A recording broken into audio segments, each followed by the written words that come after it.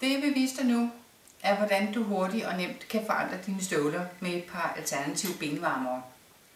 Jeg har her et par ankestøvler, som jeg godt kunne tænke mig, når jeg skal i byen, hvor det er koldt, og lige have en benvarmer på. Jeg har syet et stykke strømpe her, hvor du stikker dit ben ned.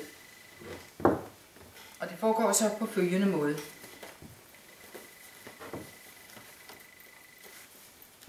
Du tager simpelthen benet ned sammen med dine bukser ned i strømpen.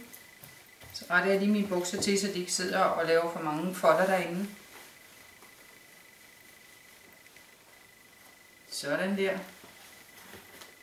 Så tager jeg min støvle på. Eller også min lille sko kunne det også have været. Her lader jeg bukserne hænge udenpå. Det betyder ingenting, for man kan ikke se det. Og så kan du sætte den så langt ned du har lyst til, eller trække den lidt højere op.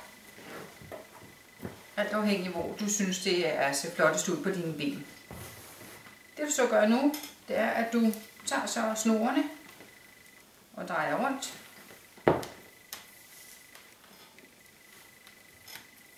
Og skulle de være for lange snorene her, jamen så er de lige til at korte af, da det er lædersnore.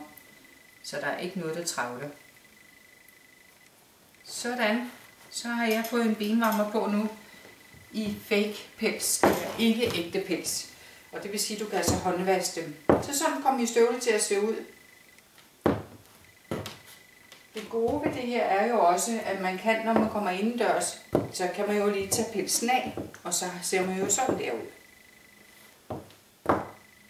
Nemt og enkelt.